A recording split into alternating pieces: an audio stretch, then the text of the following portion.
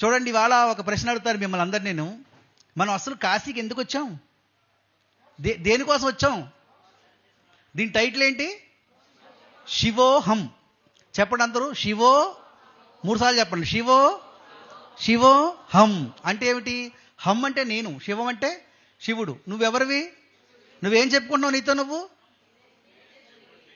ఇప్పుడు శివోహం అంటున్నావు, మనతో మనం ఏం చెప్పుకుంటున్నాం? మనం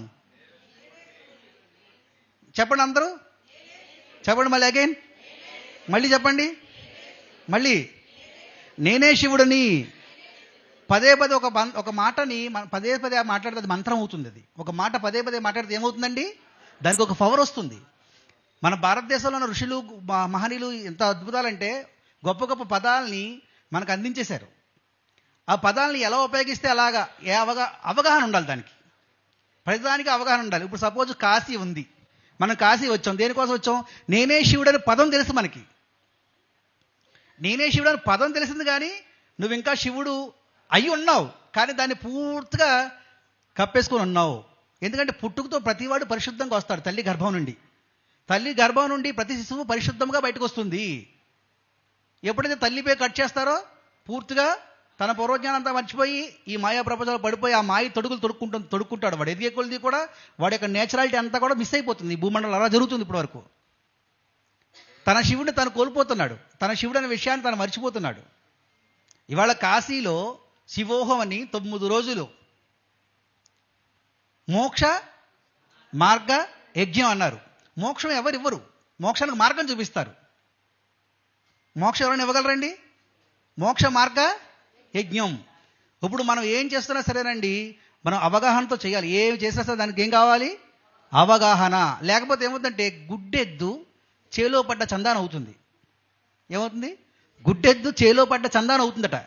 ఇప్పుడు కాశీ వచ్చాం, 9 రోజులు ఉంటే మోక్షం వచ్చేస్తే కాశీలో 90 సంవత్సరాల నుంచి ఉన్నారు ఇక్కడ. మరి అందరికి రావాలిగా మోక్షం? కొన్ని వందల సంవత్సరాల నుంచి ఇక్కడే ఉన్నారు, మరి రావాలిగా. ప్రతిరోజు నిద్రపోతున్నారు ఇక్కడ. ఎందుకు అందరూ మోక్ష పురుషులు కాలేకపోతున్నారు, ముక్త పురుషులు కాలేకపోతున్నారు? దీని గురించి జగద్గురు ఆదిశంకరాచార్య ఎంత గొప్పగా చెప్పారంటే, నీ మతి మూఢంగా ఉన్నంతకాలం నువ్వు ముక్త పురుషుడు కాలేవు. నీ మతి మూఢంగా ఉన్నంతకాలం ముక్త పురుషుడు కాలేవు. మూర్ఖమైన మతి ఉన్నా పర్లేదు, కానీ మూఢమైన మతి ఉండకూడదట. ఎంత బాగా చెప్పాడంటే, భజ గోవిందం భజ గోవిందం గోవిందం భజ మూఢమతే. నీ మతి మూఢమై ఉన్నంతకాలం నువ్వు గోవిందుని భజించినా, శివుడిని అభిషేకించినా, నువ్వు ఏమి చేసినా సరే వ్యర్థరా నాయన. ఇవేమి నేను రక్షించవు నిన్ను. ఎందుకంటే ఈరోజు పుట్టాం, చెప్పండి నాతో పాటు, ఈరోజు పుట్టాం, రేపు పూడ్చబడతాం. మధ్యలో ఉన్నది ఒకే ఒక్క రోజు, దాని పేరే జీవితం. ఆ జీవితం అందంగా ఉండాలా వద్దా? నీ జీవితం నీకు అందంగా ఉండాలి, ఈ ప్రపంచానికి కూడా అందంగా ఉండాలి. నీ జీవితం నీకు సౌందర్యంగా ఉండాలి, ఈ ప్రపంచానికి సౌందర్యకరంగా ఉండాలి. నీ మాట బంగారంలా ఉండాలి, ప్రపంచానికి బంగారంలాగా అనిపించాలి. దీనికి ఎన్నో ఉపమానాలు, ఎన్నో విజ్ఞాన శాస్త్రాలు, ఎన్నో అద్భుతమైనటువంటి టెక్నిక్స్ మనకి మహనీయులు అందించారు. కానీ దాన్ని మనం ఎలా తెలుసుకుంటే ఆచరణలో పెడతామో అది అలాంటి జ్ఞానం వస్తుంది మనకి. ఇప్పుడు కాశీ, మన ఊళ్ళో చాలామంది కాశీ వెళ్ళానంటారు. వెళ్ళానగానే వాళ్ళు ఏమంటారు? ఏం చేశారు? కాశీ వెళ్ళానురా, నేను మామిడి పండు యూదులో ఇడిచిపెట్టేసాను అంటాడు. కాశీ వెళ్ళి కాయో పండు ఇడిచిపెట్టండి అంటారు. కాశీ వెళ్ళి ఏం చేయాలండి? కాయో పండు విడిచిపెట్టండి అన్నారు. అసలు కాశీలో కాయో పండు ఎందుకు విడిచిపెట్టేయాలి? అసలు ఏమిటి కాశీ అంటే? స్కంద పురాణ ప్రకారం కాశీని ఆనందకానన్ అనేవారు. ఆనందకానన్. అలాగే కాశీ అనే పదము కాష్ అనే ధాతు నుంచి పుట్టిందట. కాష్ అంటే ప్రకాశం. కాష్ అంటే ఏమిటండి? ప్రకాశం. ప్రకాశం మీన్స్ వెలుగు. ప్రకాశం అంటే వెలుగు వ్యాప్తి చెందడం. ఒక చోట ఉంటుంది అది. ప్రకాశం అంటే వ్యాపించేది. ప్రకాశం ఒక చోట ఉండేది కాదు, అది వ్యాపిస్తుంది. అది ఇప్పుడు ఇక్కడ లైట్ వేస్తాం అనుకోండి, ఈ వెలుగు ఇక్కడే ఉంటుంది, అంతలో వ్యాపిస్తుందా? అంతలో వ్యాపిస్తుంది. అంధకారం అనే చీకటిని, అజ్ఞానం అనే మాయని, అజ్ఞానం అనే చీకటిని పోగొట్టేది ఏమిటండి? వెలుగు. ఏ వెలుగు? ఆత్మ వెలుగు. ఇందాక మీకు భారతదేశం గురించి చెప్పాను కదా, మీకు బా అంటే వెలుగు అన్నారు. ఏమన్నారు? వెలుగు. అందరూ చెప్పాలి. బా అంటే వెలుగు, రా అంటే రమిస్తూ, తా అంటే తరించేవాడు నిజమైన భారతీయుడు. ఇది భారతదేశానికి అర్థం. తప్పలు కొడదాం భారతదేశం. అందుకు భారతదేశం గొప్పది. ఏ వెలుగులో? ఆత్మ వెలుగులో ఎవరైతే రమిస్తూ తరిస్తాడో వాడు భారతీయుడు అన్నారు. కాబట్టి ఇక్కడ ఏం చెప్తున్నారు? కాశీ పోయి ఈ కాశీలో ఏం చేయాలి 9 రోజులు అంటే దీనికి వేదవ్యాస మహర్షి చెప్పారట. 9 సంవత్సరాల పాటు ఇక్కడ ఉండి ఇక్కడ శివుని ధ్యానిస్తూ ఎవరైతే ఉంటాడో వాడికి మోక్షం వస్తుంది అన్నారట. 9 నెలలు అంటే చాలా కష్టం కదంటే దాన్ని 9 రోజులకు మార్చారట. కనీసం మినిమం 9 రోజులని ఇక్కడ ఉండరా నాయన. ఇక్కడ ఉండి ఏం చేయాలి? జాగరణ చేయాలి. ఇక్కడ ఉండి ఏం చేయాలండి? జాగరణ అంటే జాగృత పరచడం. నీ యొక్క ఆత్మతో నువ్వు జాగరూకుడుగా ఉండడం. నిన్ను నువ్వు మర్చిపోకూడదు. ఇక్కడ నిన్ను నువ్వు మర్చిపోయి ఏం చేసినా అది వ్యర్థమే. ప్రతిదానికి ఒక అర్థం ఉంది, ఒక పరమార్థం ఉంది, ఒక నిగూఢమైనటువంటి రహస్యం ఉంది. భారతదేశంలో ఎన్నో అద్భుతమైనటువంటి యంత్రాలు ఉన్నాయి. ఒక మనిషి తాను పర్ఫెక్ట్గా వికసించడానికి కావాల్సినటువంటి యంత్రాలు అంటే టెంపుల్స్ అనండి, ఏదైనా శక్తిపీఠాలనండి, ఏమనండి, ఇలాంటి ఎన్నో ఉన్నాయి. అందులో ఒక మహా అద్భుతం కాశీక్షేత్రం. ఆ ప్రకాశవంతమైనటువంటిది. ఇక్కడికి ఎవరైతే వస్తాడో వాడికి అపారమైన జ్ఞానం వస్తుంది. ఎందుకంటే ఇక్కడ చూసే పరిస్థితులే వాడిని వైరాగ్యాన్ని తీసుకెళ్ళి వాడి జ్ఞానాన్ని కలిగిస్తాయట. ఇప్పుడు సపోజ్ మనం ఆ ఘాట్లన్నీ చూస్తుంటే మణికంఠ ఘాట్ చూస్తున్నప్పుడు అన్ని చోట్ల బాడీని కాలుస్తున్నారు కదా. కాలుస్తున్నప్పుడు మనకి ఏమనిపిస్తుంది? చూసిన వెంటనే ఏముందిరా బూడిదే అంటుకుంటావు లేవా? ఆ శవం కాలుతుంటే ఒక్కసారి అందరికీ ఏమనిపిస్తాయి? ఇంత పడుతున్నాం, కింద మీద పడుతున్నాం కదా మనం, ఇక్కడ చూస్తే ఏముంది? అంతా బూడిదే, మిగిలేదు బూడిదే, ఏమీ లేదు అనే విషయం మనకు తెలిసినప్పటికీ కూడాను మనం మర్చిపోయి ఉంటాం. ఇదే ఒక మాయ. తెలిసిన విషయమే మర్చిపోతూ ఉంటాం. దీన్ని మాయ అన్నారు, భ్రాంతి అన్నారు దీన్ని. ఈ భ్రాంతి తొలగకుండా నువ్వు ఎక్కడ తిరిగినా శాంతి రాదు. అందుకే జగద్గురు రవిశంకర్ గారు చెప్పిన ఒక చక్కటి శ్లోకం చెప్తాను మీకు. కురుతే గంగా సాగర గమనం వ్రత పరిపాలన మదవాదానం జ్ఞాన విహీనం సర్వమతేన ముక్తిం భజతిన జన్మసతేన భజ గోవిందం. కురుతే గంగా, నువ్వు గంగాసాగరానికి గంగకి వెళ్ళినా, సాగర గమనం, గంగాసాగరానికి వెళ్ళినా, గమనం అంటే వెళ్ళడం, వ్రత పరిపాలన మతవాదానం, నువ్వు ఎన్ని వ్రతాలు చేసినా, ఎన్ని దానాలు చేసినా, ఎన్ని ధర్మాలు చేసినా, జ్ఞాన విహీనం మతేన, విహీనం అంటే నీకు జ్ఞానం లేనప్పుడు, రానప్పుడు, సర్వమతేన అన్ని మతాయిలు గ్రంథాలు చెప్తున్నాయట ఏమని?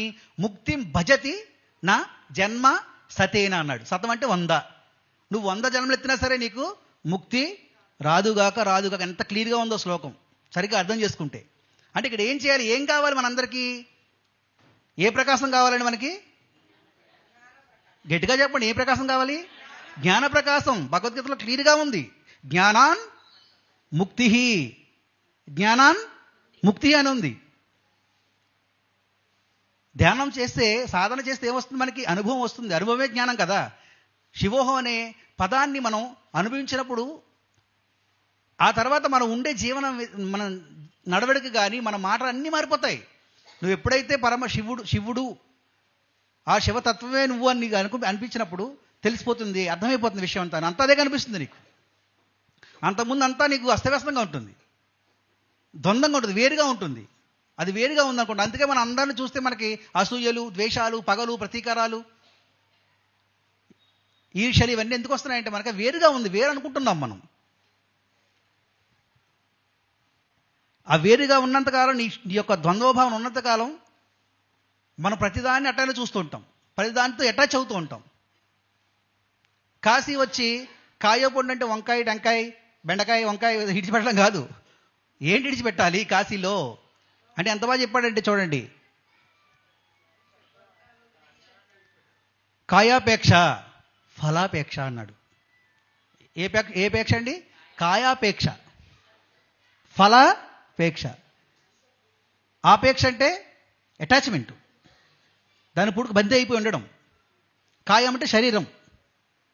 శరీరం నుంచి వచ్చే ప్రతి సుఖము మనకి కాసేపు సుఖంగా అనిపిస్తుంది, క్షణభంగురం అది. అవునా కదా? శరీరంతో ఇప్పుడు బాగా మంచిగా ఇడ్లీ వడ తిన్నాం అనుకోండి, ఏమొస్తుంది మనకి? టేస్ట్ బాగుంటుంది కదా, కాసేపు బాగుంటుంది తిన్నప్పుడు. అలాగే శరీరం బాగా సుఖానికి గురైంది అనుకోండి, ఆ కాసేపు బాగుంటుంది. ఇప్పుడు బాగా చల్లింది అనుకోండి, వేడి దగ్గరికి వెళ్తే మనకు బాగుంటుంది. మనకి బాగా వేడి ఉన్నప్పుడు మళ్ళీ చలిపోయింది అనుకోండి, మళ్ళీ వెంటనే దాని నుంచి బయటకు వస్తాం. దాని నుంచి మళ్ళీ మనకి అదే క్షణభంగురాలు ఇవన్నీ కూడా. శరీరంతో నీకు ఏది పొందినా దాన్ని అందుకే సుఖము అన్నారు. దాన్ని ఏమన్నారు? సుఖము.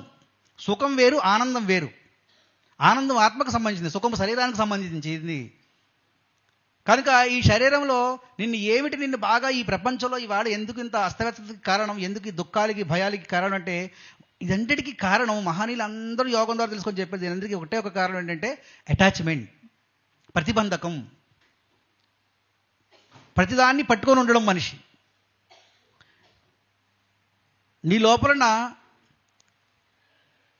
చూడండి, చెప్తారు చూడండి, కామం, క్రోధ, లోభ, మద, మాత్సర్యాలు ఇవన్నీ శత్రువులు కాదు, అవి ఉండకూడనివి కాదు, ఉంటాయి. కానీ అది సమపాళ్ళలో లేవు, విపరీతంగా ఉన్నాయి. ఆ విపరీతంగా ఉన్న తాపం అనేది ఇలాంటి కాశీనగర్, ఇలాంటి జ్ఞానంతో కూడినటువంటి, కాంతితో కూడినటువంటి ప్రదేశానికి వచ్చినప్పుడు నీకు ఎదురయ్యే అనుభవాల్లో వాటి నుంచి నువ్వు బయటకు వస్తావు. నీ లోపల తాపాన్ని విడిచిపెట్టు. నువ్వు ఏదైతే బందీగా పైపోయి అది నువ్వు అనుకుంటున్నావో ఆ తాపాన్ని విడిచిపెట్టడం నేర్చుకో.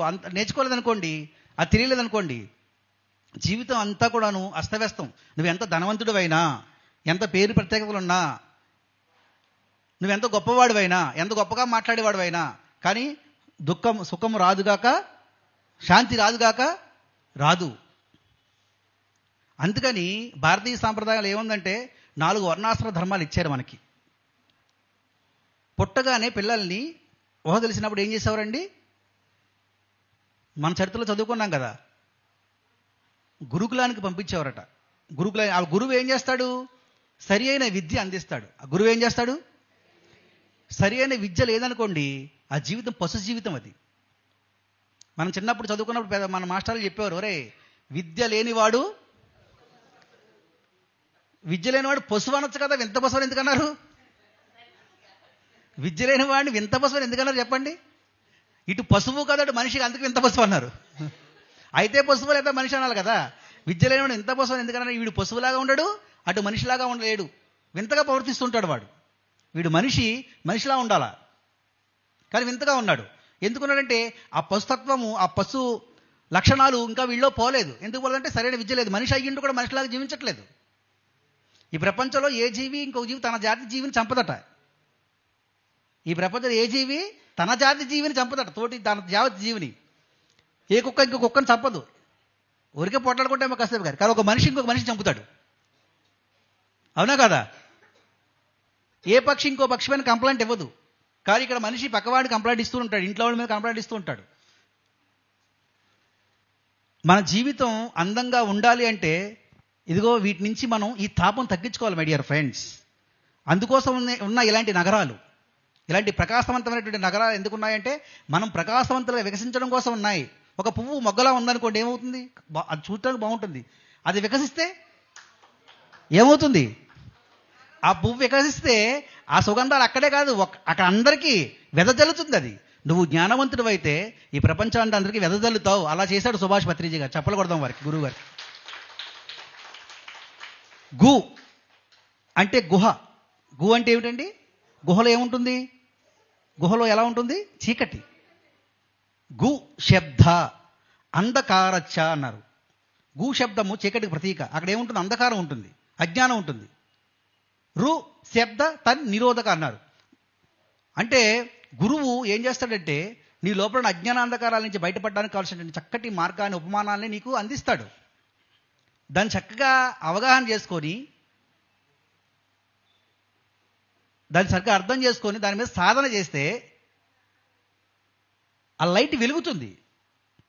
లైట్ వెలిగించడు గురువు, మనం వెలిగించుకోవాలి. ఎందుకంటే ఈ ప్రపంచంలో ఎన్ని విద్యలు మనిషి నేర్చుకున్నా, ఏ విద్యలో వాడు గొప్ప ప్రావీణ్యుడైనా, వాడు నాట్యకారుడైనా, చిత్రకారుడైనా, సంగీత కళాకారుడైనా, ఎంత గొప్ప మేధావైనా, తన చైతన్యం, తన వెలుగుని వాడు దర్శించలేకపోతే జీవితం అంతా గందరగోళమే మై డియర్ ఫ్రెండ్స్ అని ఆల్రెడీ ఎంతోమందిని చూసాం మనం. ఒకసారి ఒక అతను ఉండేవాడు తమిళనాడులో. ఆయన ఒక శివభక్తుడు. ఆయనకి వ్యాపారం అంటే మహా పిచ్చి. తమిళనాడు కాదు, అప్పుడెప్పుడో చోళరాజులు పరిపాలించేటప్పుడు వ్యాపారం అంటే మహా పిచ్చి ఉండి బాగా డబ్బు సంపాదించాడు. డబ్బు అవసరమే, అవునా కదా? ఇప్పుడు ఈ కాశీ ప్రోగ్రాం రావాలంటే మనం డబ్బులు కట్టామా లేదా? డబ్బులు లేకుండా ఇక్కడ రాలేం కదా. అవసరం, డబ్బు వద్దు, డబ్బు వేస్ట్, అవి వేస్ట్ అని అడంత ఫూల్ ఇంకొకటి లేడు, గుర్తుపెట్టుకోండి. అన్నీ ఉంటాయి, అన్నీ ఉండాలి. భౌతికత, ఆధ్యాత్మికత, కానీ దేన్ని ముడేసుకొని ఉండకూడదు, పట్టుకొని బందీ అవ్వకూడదు దానికి. ఎప్పటికప్పుడు నేర్పిస్తుంది ఆధ్యాత్మిక విజ్ఞానం, ఇది స్పిరిచువల్ సైన్స్. అయితే వాడు బాగా డబ్బు సంపాదనలో పడిపోయి ఎంత వ్యామోహం అంటే, వాడికి డబ్బు వచ్చే కొద్ది ఇంకా డబ్బు కావాలి, గొప్ప గొప్ప వ్యాపారాలు చేస్తూ ఎంత ఎదిగిపోయాడంటే, ఆఖరికి వాడు నివసిస్తున్న ఆ రాజ్యాన్ని పాలిస్తున్న రాజుకు కూడా అప్పిచ్చేంత సంపాదించేశాడండి. అయినా ఇంకా కావాలి శాంతలు. అప్పుడు ఈ లోపల ఓ రోజు భార్య దగ్గర అంటున్నాడు, ఈరోజు వ్యాపారంలో మనకు చాలా లాభం వచ్చింది, ఎంత బాగుంది, లాభం వచ్చింది అనగానే భార్య అంది, ఏమి లాభం అంది. అదేంటి అలా అంటావేంటి, నువ్వు అంత సంపాదిస్తున్నావు, నువ్వు ఎంత సంపాదనలో ఎంత మునిగిపోయావు అంటే కనీసం పిల్లలు కూడా కావాలనే విషయం కూడా మర్చిపోయావు మనకి, ఏమి లాభం, ఇంత సంపాదించి నువ్వు వెళ్ళిపోయింది, ఏంటి ఉపయోగం దీనికి అని అడిగింది. అవును కదా అని చెప్పేసి కాసేపు అలా ఉన్నాడు, పట్టించుకోలేదు. తర్వాత ఉదయం లేచి భార్య దగ్గరికి వచ్చి, నువ్వు నిన్ను అడిగావు కదా, నాకు ఒక కల వచ్చింది. కలలో ఏమొచ్చిందంటే, ఎవరో ఒక ఆయన వచ్చారు, విభూతి ధరించున్నారు. ఆయన ఎవరో నేను చెప్పలేకపోతున్నాను. ఆయన ఏమన్నాడంటే, నాయనా మీ ఊరికి పలానా చోట కొంత దూరంలో, ఆ ఊరి చివరిలో ఒక శివయోగి అని ఒక అతను ఉన్నాడు. ఆయన పేరు ఎవరండి? శివయోగి. ఆ శివయోగి దగ్గర ఒక బిడ్డడు ఉన్నాడు, ఒక పిల్లవాడు ఉన్నాడు. వాడిని దత్తత తీసుకొని వెళ్ళి ఆ పిల్లవాడిని దత్తత పెంచుకో అన్నాడు అని వచ్చింది నాకంటే. అవును, మీకు వచ్చినట్టు కల సేమ్ నాకు కూడా అలాగే వచ్చిందని అని చెప్పింది భార్య. మరి ఇంకేంటి లేటు పదా వెళ్దాం అని చెప్పేసి వెళ్ళారు. వెళ్తే అక్కడ సేమ్ ఈయన చెప్పిన గుర్తులు అన్నీ ఉన్నాయి. అక్కడ ఒక శివయోగి పక్కన చిన్న అందమైన పిల్లవాడు చక్కగా ఉన్నాడు. ఉంటే చూసి, స్వామీజీ మాకు రాత్రి ఒక కల వచ్చింది, నేను చాలా ధనవంతుని, సంపన్నుని, నాకు పిల్లలు లేరు, నాకు ఇలాగ రాత్రి కళ్ళలో వచ్చి ఒక మహానుభావుడు చెప్పాడు, ఇలాగ మీ పేరు శివయోగి అంటే, నా పేరు శివయోగి అన్నాడు. ఇక్కడ పిల్లవాడు ఉన్నాడు, పిల్లవాడు మాకు ఇలాగ దత్తత తీసుకోవడానికి అన్నారు, మరి ఆ పిల్లవాడు మాకు ఇవ్వాలి అన్నాడు. ఆయన అన్నాడు, నీకు వచ్చి చెప్పిన వాడే నాకు కూడా వచ్చి చెప్పాడు ఆయన అన్నాడు ఆ శివయోగి. మరి ఇంకేంటి ఆలస్యం ఇవ్వండి అన్నాడు. మీకు అలా చెప్పాడు, నాకు ఇంకో ఎలా చెప్పాడంటే, ఈ పిల్లవాడిని ఈ బంగారం ఇస్తే ఇమ్మన్నాడు అన్నాడు. వీడికి డబ్బు అంటే వ్యామోహం కదా, అమ్మో అంతలా ఇచ్చేతనండి. వెంటనే ఒకసారి ఎలా చూసింది భార్య, ఒక్కోసారి ఆ బాటకి ఆ చూపుకి పడవలసింది, ఇక తప్పదు. వెంటనే ఎలా చూసింది, చూస్తే ఏం చేయమంటావు, ఇవ్వక తప్పదు అన్నాడు. మరి బాగా సంపన్నుడు కదా, తెప్పించాడు. త్రాసు వేశారు. త్రాసు అంటే తెలుసు కదా, కొలమాను, కొలత. పిల్లవాడిని పెట్టాడు, ఇందులో బంగారం, వీడు ఎంత బంగారం వేసాను ఇంకా రా అంటున్నాడు. వీడు మొత్తం చాలా లాగేస్తే వీడు బాధగా ఉంది, వేసాడు మొత్తం మీద. ఊరిడమ్మ వీడిని పెంచుకోవడం మనకు అవసరమా, ఇంత బంగారం లాగేశాడు అనుకున్నాడు. కానీ తప్పదు కదా, మరి చెప్పింది ఎవరో కళ్ళలోకి వచ్చిన మహానుభావుడు. తీసుకున్నాడు, ఆ పిల్లవాడిని తీసుకుని అటు బంగారం కదా, బంగారం పెట్టుకున్నాడు, బంగారంలా చూస్తున్నాడు వాడిని, చాలా బాగా చూసుకుంటున్నాడు వాడిని ప్రేమగా. ఆ పిల్లవాడు బాగా ఎదిగాడు, యుక్త వయసు వచ్చిన తర్వాత ఏంటంటే, అప్పట్లో ఏంటంటే తల్లిదండ్రులకు ఆ పిల్లల్ని చాలా వేరే దేశాలు వలసలు పంపించి వ్యాపారం అన్నీ నేర్పించేవారు అన్నమాట. అలాగే అందరితో మీరు పిల్లవాడిని పంపించాడు, నువ్వు బాగా గడించిరా, సంపాదించినారా, నువ్వు గొప్పవాడైతే నాకు చాలా ఆనందం కదా. వాడు గొప్ప ఏంటి, బాగా సంపాదిస్తే గొప్పవాడికి. ఆ అబ్బాయి కూడా అందరిలాగా వెళ్ళిపోయాడు. కొన్ని రోజుల తర్వాత అందరూ వచ్చేసరికి ఈ పిల్లడు రాలేదు. అందరిని అడిగాడు, మీ పిల్లడు రాలేదండి అన్నారు. ఇదేంటి అందరూ వచ్చి వీడు రాలేదు, ఏమైంది వీడికి అనుకుంటున్నాడు. కొన్ని రోజుల తర్వాత వాడు కూడా వచ్చాడు. ఏమండి మీ అబ్బాయి వచ్చాడు పడవలతో, అందరూ కొత్తగా చేస్తే మీ అబ్బాయి చాలా గడిని తెచ్చాడు ఆ పడవల్లో, వెళ్ళండి అంటే గబగబా వెళ్ళిపోయాడు. చూస్తే అక్కడ వాడలేదు, వాడు లేడు.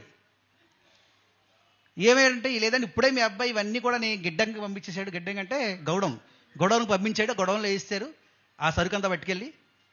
మీ అబ్బాయి మరి మా అబ్బాయి ఇంటికి వెళ్ళిపోయాడు అన్నాడు. అయితే మా అబ్బాయి తర్వాత చూద్దాం, ముందు ఇది చూద్దాం అని చెప్పేసి గొడవకి వెళ్ళిపోయాడు. వీడు వెళ్ళిపోయి చూస్తే ఆ మూటలన్నీ ఓపెన్ చేసి అందులో పిడకలు ఉన్నాయి.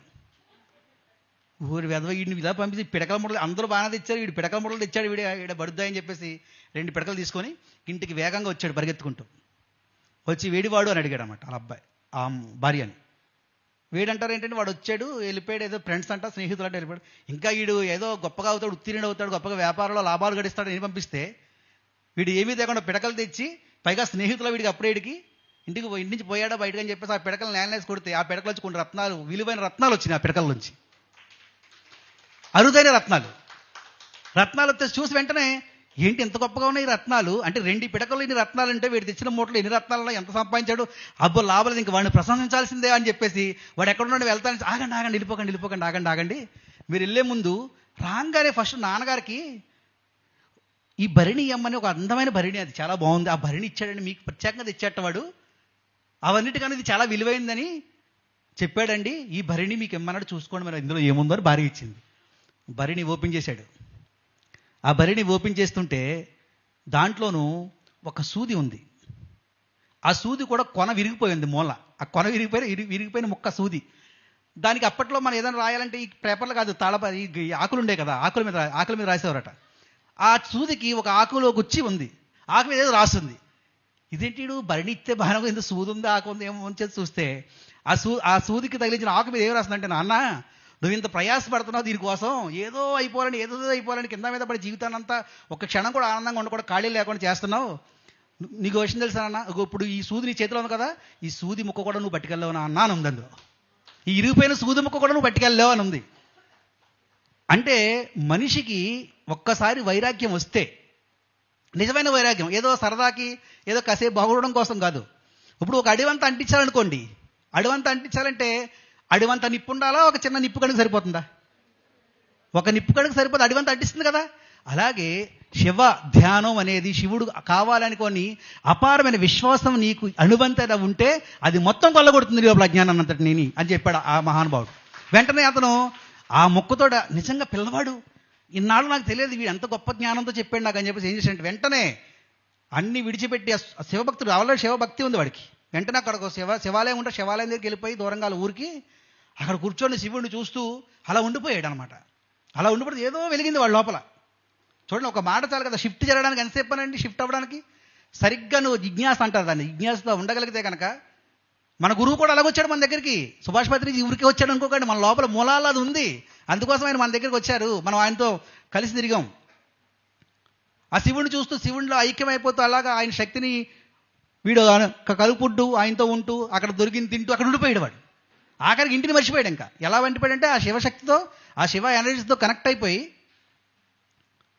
ఉంటే వాడు ఆఖరికి అది నాకేదో ఇంత ధనవంతుడైన విషయం కూడా మర్చిపోయాడు. ఆ పిల్లవాడు ఏంటంటే, ఆ పిల్లవాడు రాలేదు, ఇంకా పిల్లవాడు వెళ్ళిపోయాడు. శివుడు ఇచ్చిన పిల్లవాడిని శివుడే తీసిపోయాడు. వాడికి ఆ జ్ఞానం కలిగించడం కోసమే ఇదంతా జరిగిందనమాట. అయితే అక్కడ ఉంటే ఓ రోజు బాగా ఆస్తి ఉందనుకోండి, వాడికి బాగా ఉందనుకోండి, ఉంటే అడని అనిపించాలి, లేకపోతే ప్రభుత్వానికి ఇచ్చే లెక్క. అది మామూలుగా రూల్ సమాజంలో, అది ఖాళీగా ఉంచరు కదా. అయితే అప్పుడులో రాజు ఏం చేసినట్టే, ఆ ఆస్తి అది ఎవరిదో తేలా ఉంది కదా, అది ఎవరిదో కనుక్కోవడానికి పంపిస్తే మొత్తమే అడ్రస్ పట్టుకొని ఈయన దగ్గరికి వచ్చారు. ఈయన గుడికాడ ఏది చిన్న పంచి కట్టుకొని ఉన్నాడండి గుడికాడ. ఆ ఆస్తి ఎవరిదో మీదేనంట కదంటే, మీరు ఇచ్చేస్తే మరి అది ఎవరు కూడా ఉపయోగిస్తాం, అది ఎలా ఖాళీగా ఉందనంటే, ఎవరిది అన్నాడు వెంటనే. నాదైంది ఇక్కడ ఏముంది, నాదైంది ఏమీ లేదు ఇక్కడ అన్నాడు వెంటనే. ఇదేంటి వీడు ఎంతో పిసినారి, ఎవడు పక్కవాడు కూడా సహాయం చేయడు, ఎంతో సంపాదించాడు, వీడికి ఇంత వైరాగ్యం ఎలా వచ్చిందని అంటే రాజుకు చెప్పారు. అంత ఆస్తిని కూడా దృఢప్రాయంగా ఎలా విడిచిపెట్టాడంటే, వాడు ఎవడని నేను చూడాలి అని చెప్పేసి ఆ రాజు, చోళరాజు వచ్చాడు.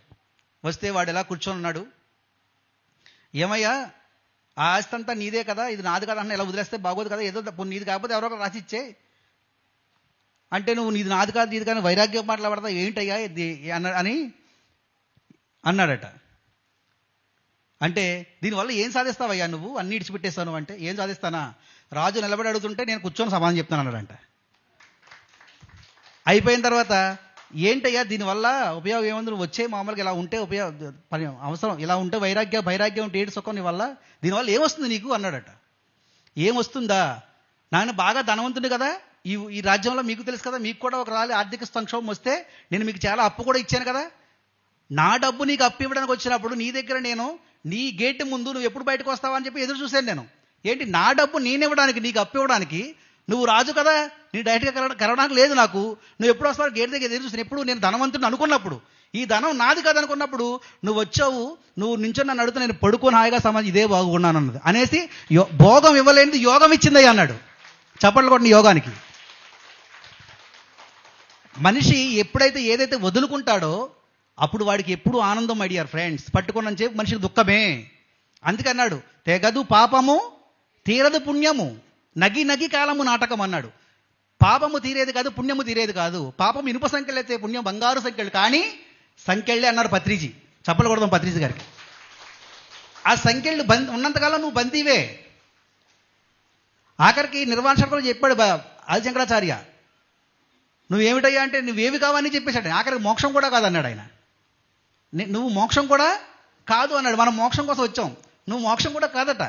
ఎందుకు కాదు అంటే, సపోజ్ ఇప్పుడు ఒక తాడు ఉందనుకోండి, చూడగానే మనకి ఏమనిపిస్తుంది? అది అనిపిస్తుందా? లైట్ రాగానే అయ్యో తాడు అంటాం. అప్పుడు తాడు అక్కడ ఉన్నప్పుడు అయ్యో పాము వెళ్ళిపోయింది అంటావా? అంటావా? లేదా తాడు వచ్చింది అంటావా? లైట్ రాగానే పాము వెళ్ళిపోయింది అనం, అది తాడు వచ్చింది అనం. అది ఆల్రెడీ ఉంది. నువ్వు ఏదైతే మోక్షం కావాలని ప్రయాసపడతావు అది ఆల్రెడీ దగ్గర, అది నువ్వే. చెప్పకూడదు నీ మోక్షానికి. ముక్తి ఇంక వేరే చోట లేదు మై డియర్ ఫ్రెండ్స్. మనసులోన మోక్తి మరి యొక్క చోటను వెతకుబోవు వాడు వెర్రివాడు, గొర్రె జంగబేటి గొల్ల వెదగు రీతి విశ్వదాభిరామ వినురవేమా. మరి ఎందుకండి కాశీ కట్ట రావడం అనిపించచ్చు మీకు? ఎందుకంటే అనిపించవచ్చు, అభిషేకం చేస్తాం కదా శివలింగానికి. అసలు అభిషేకం అనేది లింగానికే చేయాలట. విగ్రహానికి అభిషేకం కదా, విగ్రహానికి అలంకారం చేయాలట. విగ్రహానికి ఏం చేయాలి? అలంకారం. లింగానికి అభిషేకం చేయాలి. ఎందుకు అంటే ఆ లింగం మీద ఏది పోసినా సరే ఏమవుతుంది? జారిపోతుంది కింద, పట్టుకోదు ఏదిని. నువ్వు ఏమైనా పెట్టు, నీళ్లు పోయి జారిపోతాయి. నువ్వు ఏదైనా పెట్టు, అక్కడ నిలబడదు. అలాగే జీవితంలో నువ్వు దేన్ని పట్టుకో, అది ఏది నిలబడదు, క్షణభంగురం. దేనికోసం వెంట పడకు. నా డయాస్ ఎక్కాలి, నాకు మైక్ ఇవ్వాలి, నన్ను మాట్లాడించాలి, నన్ను బాగా పొగడాలి, ఏమి నిలబడవు ఇవన్నీ కూడాను. ఏదైతే నువ్వు అదే ఉంటుంది నీకు. దీన్ని ఎంత బాగా చెప్పాడంటే జగద్గురు రాజశంకరాచార్యుల వారు, కాతే కాంత ధనగత చింత వాతుల కింతవ నాస్తిని ఎంత త్రిజగతి సజ్జన సంగతి రేఖ భవతి భవార్ణవ తరణే నౌక అన్నాడు. నీ జీవితాన్ని తరింపజేస్తే పని చెయ్యాలా? మనం ఏం చేస్తే మన జీవితం తరిగిస్తుందో. చిన్నప్పుడు చక్కగా వెళ్ళాం, విద్య నేర్చుకున్నాం, అయిపోయింది. యవ్వనవంతులు అయ్యాం, పెళ్లి చేసుకున్న పిల్లలకన్నా ఒకటి వచ్చింది, ఒక రెస్పాన్సిబిలిటీ అయిపోయింది. తర్వాత ఏం చేస్తాం? దూరంగా జరుగుతాం, స్లోగా. ఇంకా అదేనా జీవితం? గురు క్లాసులు అయిపోయింది, సంసారం అయిపోయింది. తర్వాత వానప్రస్థం అన్నారు. వానప్రస్థం అంటే కొద్దిగా జరగడం. తర్వాత సన్యాసం అంటే పూర్తిగా దాని నుంచి, ఆ సంఖ్యల నుంచి బయటికి రావడం. ఇలా ఉన్నప్పుడు జన్మ ధన్యం మై డియర్ ఫ్రెండ్స్. దీని గురించి అన్నమయ్య ఎంత బాగా చెప్పాడో చిన్న లైన్లో చెప్పేస్తాను. తెలిసితే మోక్షము, తెలియకపోతే బంధము దుఃఖానికి ప్రతీక, మోక్షం ఆనందానికి హేతువు. ఎవరైతే మోక్షపురుషుడో ముక్తపురుషుడో చిత్తం ఎప్పుడు నిశ్చలంగా ఉంటుందో వాడు ఎప్పుడు ప్రతిక్షణం ఉంటాడంతే. అలాగా పరమశివుడు ఉంటాడంతే. ఇప్పుడు పరమశివుడు విగ్రహాన్ని చూస్తున్నాను అనుకోండి, మనకేమనిపిస్తుంది? ఆయన అలా ఉంటాడంతే. ఎంత నిర్మలంగా ఉంటాడో పరమశివుడిని చూడండి. బుద్ధుడి విగ్రహం చూడండి ఎలా ఉంటుందో. బుద్ధుడి విగ్రహం చూసినప్పుడు మనకి ఏమనిపిస్తుంది చెప్పండి? ఈ విగ్రహాలు ఎందుకు పెడతారంటే, బుద్ధ విగ్రహం ఎందుకు పెడతారంటే బుద్ధుడిని చూస్తేనే మనసు శాంతమైపోతుంది. అంత శాంతి స్వరూపం ఆ రూపం. అలాగే పరమశివుడు ఎంత శూన్యంగా ఉంటాడో, మనసు ఎక్కడైతే శూన్యం ఉందో వికారాలు ఉండవు. ఇప్పుడు నేను ఉన్నాననుకోండి, నా లోపల మనసంతా కకవేలంగా ఉంటే నా రూపం రకరకాలుగా మారుతూ ఉంటుంది అన్నమాట. మీరు గమనించండి, ప్రతి మనిషిని గమనించండి. మీరు గమనించినప్పుడు ప్రతి మనిషిలో తన మనసు ఎప్పుడైతే కకావేకలంగా ఉందో, నిలకడగా ఉండదో, ఆ మనసు రూపం మారిపోతూ ఉంటుంది, మొక్క కవళికలన్నీ కూడా. అందుకే ఒక ఎన్లైటెంట్ పొందిన మాస్టరు, ఒక బుద్ధుడు, ఎందుకు ఒక పత్రిజని చూడండి, ఆయన చూస్తే ఎలా ఉండేది మనకి? ఆ ముఖం చూస్తే అబ్బా ఎంత బాగుందో అనిపించేది మనకి, ఆ ముఖార విందాన్ని. ఎందుకంటే మనసు నిలకడ. ఈ పరమశివుడి దగ్గర ఏం జరుగుతుందంటే, ఇలాంటి కాశీ క్షేత్రాలు, కాశీ నగరాల్లో ఏం జరుగుతుందంటే నిలకడ. మనసు ఏమవుతుందండి? నిలకడ. నిలకడ లేని మనసు నువ్వు గంగలో మునిగినా సుఖం లేదు. నిలకడ లేని మనసు గంగలో మునిగినా, నువ్వు ఎక్కడ మునిగినా, ఏం చేసినా సుఖం లేదు. అందుకని మహనీయులు ఏం చెప్పారంటే ఈ సాధనని ఇచ్చారు మనకి. ఏ సాధనని? యోగ సాధనని. ఇది ఇచ్చిన వాడు ఎవరో కాదు, మొట్టమొదటి ఇవాళ ఎంతమంది ఉన్నా ఇది ఇచ్చిన ఆది పురుషుడు, ఆది యోగి, ఆది గురువు పరమశివుడు. చప్పలు కొడదాం పరమశివుడికి. ఏం చేస్తే మనిషి విడుదలవుతాడో, ఏం చేస్తే మనిషి దుఃఖం నుంచి బయటకు వస్తాడో దాని పేరే యోగం. అలాంటి యోగాన్ని పట్టుకున్న వాడి దగ్గరికి వాడు సురుడైనా, అసురుడైనా, గొప్పవాడైనా, చెడ్డవాడైనా, ఎవరైనా సరే వాడి దగ్గరికి ప్రత్యక్షంగా దైవమే దిగి వచ్చారు. రావణాసురుడు ఏం చేశాడండి? వచ్చాడా లేదా? తారకాసురుడు, భస్మాసురుడు, అసురులు. నువ్వు ఎవరివో అక్కర్లేదు వాళ్ళకి. నువ్వు ఎలా ఉన్నా ఒక్కసారి నువ్వు ఫీల్ అయితే భావంలో దైవాన్ని బలంగా విశ్వాసంతో డెఫినెట్లీ వస్తారు. భారతదేశంలో 2 ఉన్నాయి, చెప్పండి. అదొకటి విశ్వాసం, విజ్ఞానం. విశ్వాసం దగ్గర ఆగకూడదు, గుర్తుపెట్టుకోండి. విశ్వసించాలి. ఇప్పుడు విశ్వాసం అయితే మనం ఇక్కడ రాము. కాశీ వెళితే 9 రోజులు మోక్ష మార్గం యజ్ఞంలో 9 రోజులు ఉంటే మనకి చాలా మంచి జరుగుతుందనే విశ్వాసం ఉండాలా. కానీ ఇక్కడికి వచ్చాక ఏమవ్వాలి? అది విజ్ఞానం కావాలి. అది విజ్ఞానం వైపు వెళ్ళాలి, పరిశీలన చెయ్యాలి, పరిశోధన చెయ్యాలి. లేకపోతే సుఖం లేదు మై డియర్ ఫ్రెండ్స్. ఇక్కడికి వచ్చాం, ఏంటిది 9 రోజులు అనేది ఒక పరిశీలన ఎప్పుడైనా మొదలు పెట్టాలి ప్రతి సాధకుడు కూడా. ఎక్కడికి వెళ్ళామో అక్కడికి వెళ్ళి పని సరిగ్గా అర్థం చేసుకొని వచ్చాను కదా, ఇది గుడ్డెది చేలో పడి చందానా ఇందాక చెప్పుకున్నట్టు అవుతుంది అనమాట. కాబట్టి మనం ఆ పర్పస్ తెలుసుకోవాలి. ఏంటి స్పిరిచువాలిటీ, ఎందుకు వచ్చావు ఈ ప్లాట్ఫామ్ మీదకి? అంటే ఊరికే గురుగారి దగ్గరికి వెళ్ళి ఊరికే దండం పెట్టి గురుగారి దగ్గర వచ్చేయడం కోసమా? లేదా నువ్వు కూడా ఒక గురువులాగా అవ్వడం కోసమా? నీ పరిపూర్ణ మూల స్వభావాన్ని, నీ ఆనంద స్వరూపాన్ని దర్శించడం కోసమా? ఎప్పటికప్పుడు ఈ ప్రశ్న మనలో నడవాలి. ఇప్పుడు ఒకసారి ధ్యానం తెలిసిపోయింది, ఒకసారి క్లాస్ వినేసాం, అన్నీ అయిపోయింది. కానీ అస్తమానం ఎందుకు పెడతామంటే మళ్ళీ మనసు మళ్ళీ మర్చిపోతుంటుంది, భ్రాంతిలోకి వెళ్ళిపోతుంటుంది. మరీచకవత్తు అంటారు. ఎండమావులు దూరం నుంచి చూస్తుంటే ఎలా కనిపిస్తుంటాయి? ఏవో నీళ్ళు ఉన్నాయనుకుంటాం. మరీచకవత్తు. స్థాను తస్కరవత్తు అంటారు. ఒక చెట్టుని మన చీకట్లో చూసాం, అది చెట్టు దొంగలా కనిపిస్తుందట. దొంగని పట్టుకుంటాడంట, వెలుగు రాగానే ఏమవుతుంది? దొంగ అది. శశి వసాంగవత్తు అన్నాడు. చంద్రుడిని చూసినప్పుడు కుందేళ్ళ కనిపిస్తుంది లోపల. అక్కడ ఏం కుందేలు లేదు, ఏమీ లేదు. అక్కడ చూస్తే మనకి ఎలా కనిపిస్తుంది? అక్కడ ఏదో కుందేలు లాంటి రూపం ఉందని అనిపిస్తుంది. శశి విషాంకవత్. రజ్జు సర్పవత్, తాడు పావులా కనిపిస్తుంది మనకి. కానీ ఇవన్నీ భ్రాంతులు అనే విషయం ఎప్పుడు తెలుస్తుందంటే, అనుభవపూర్వకంగా ఎప్పుడు తెలుస్తుందంటే, నీ లోపలికి నువ్వు ఒక అంగుళం ముందు చూడడం మొదలుపెట్టు. సత్యసాయిబాబా చెప్పేవారు, ఈ ప్రపంచంలో ప్రతి మనిషి కొన్ని వేల కిలోమీటర్లు వెళ్తున్నాడు. ఆనందం కావాలి, ముక్తి కావాలి, నాకు మోక్షం కావాలి అని. నిజానికి అవి ఎక్కడ ఉన్నాయంటే వాడి దగ్గర ఉన్నాయనే విషయం మర్చిపోయాడు. వాడు బయట ఈకలతో చూస్తాడు. ఒక్కసారి ఒక్క అంగుళం లోపల చూడగలిగితే, ఒక్క అంగుళం అంతా అక్కడే ఉంది. అమృతం, మృతము కానిది. కాబట్టి ఆ అమృతాన్ని పట్టుకోవాలి. అమృతం అంటే మృతము కానిది. ఈ కాశీ వస్తే మనకి కాశీలో ఈ ప్రకాశవంతమైనటువంటి నగరంలో ఎంత జ్ఞానమైనా దొరుకుతుంది. మనం గమనిస్తే ప్రతి టెంపుల్లో నేనంతా అవి వేసారు చూడండి. ఏవి అందులో ఎంత బాగా చెప్పారు చూడండి. ఒక్కొక్క టెంపుల్లో ఏముందో చెప్పారు. దాంట్లో సూక్ష్మాన్ని పట్టుకోవాలి. అందుకే సూక్ష్మంలో మోక్షం అన్నారు. మోక్షం ఎక్కడ దొరుకుతుంది మనకి? సూక్ష్మంలో మోక్షం. ఆ సూక్ష్మ దృష్టి కావాలి మనకు. స్థూల దృష్టితో చూస్తే దొరకదు ఏది కూడా. సూక్ష్మమైనటువంటి దృష్టి కావాలి. ఆ సూక్ష్మమైనటువంటి దృష్టి వాళ్ళకు ఉంది కాబట్టే ప్రతి మనిషిని గొప్పగా చూశారు వాళ్ళు.